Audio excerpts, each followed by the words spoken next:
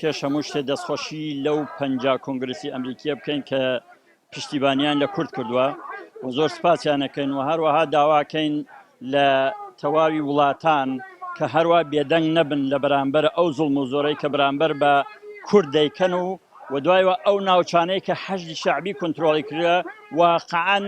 ئینسان وەختێک دەیبینێ ئەسەن جەرگی دەبێ بە کەباب بۆ ئەو خەڵکەی کە عەزیەت و ئازار و ئەشکەنجە و زوڵم و زۆریان لێەکەن بە کەیفی خۆیان. Long live Kurdistan! Long live Kurdistan! Down, down, حشد الشعبي! ئەمڕۆ هاتوونە لێرە بە کانگرسمەن و سەرەتەر بڵێن ڕجالیان دەکەین کە واز لە حەشد شعبی بارن والئیرانیەکانە بلا محافظەی کەرکووک و خانەقین و خورماتوو بکەن کە سوکارمان گشتی دەرچینە سەر دەیشانە ژیر چادر ئێمە محاولەت کەیمن وەل کانگرسمەنە وەل سەنەتەرە قسە بکەیمن لێرە و بەلکی زەروی بخەیمنە ملیانە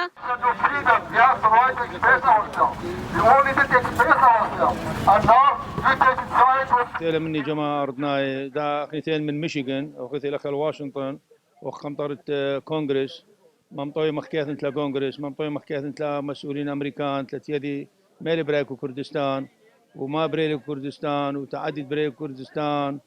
وتخلي خمة دوم دي بريلي ممطين ده نتيجة رندي إن شاء الله وشيه وتلازم ببلاش فخذية الطلبة أو من دي منين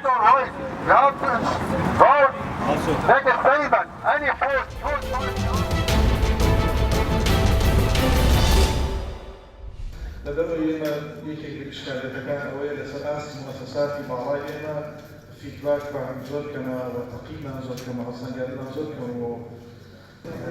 بەراوردی ئەم ساڵی تاوانە سووک و قورسەکان لەگەڵ ساڵی 2016 تاوانە قورسەکان هەندێک بەرز بۆتەوە بە تایبەتی تاوانی کوشتنی ژنان و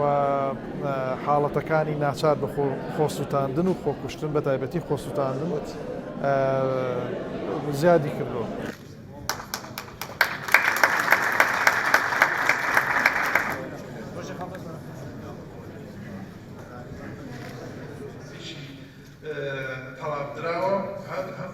برای برایەتیتون دوتیژی دژی ئافرەتان لە ساڵی 2015 ئەو هەڵمەتانە وەکو بڵێم نەرێتێکی ساڵانە دانراوە لە بۆ کۆمەلگاکەمان چونکە بەڕاستی ئافرەت پێویستە هوشیار بکرێتەوە. ئێمە وەکو ئافرەت ئەمن یەک بە خۆم ئەگەر لە ماڵی خۆم سەیری تەلەڤیزیۆنێک بوو نمونە سەیری کەناڵی ئێوە نەکەم ناتوانم ئاگادار ببم کە چی هەیە لە بوو من ناتوانم داکوکی لە مافی خۆم بکەم.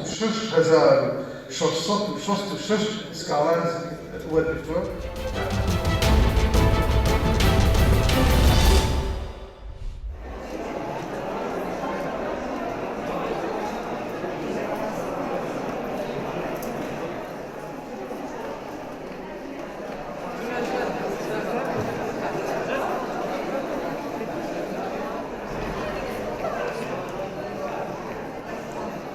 گرنگیا پرتوکی خواندن پرتوکا یعنی کونه یا کلیه بید نه منهج کلیه بید گلک یا گرنگه چونکی وقتی امزانی نو گلک جرات هتا گوتن پرتوک و خواندن خارنا مشکیه جبوک و دا مشکی ما برسی نمینید و برسادان امرید ام پیدوینه مشکی خود تیر کین خواندنه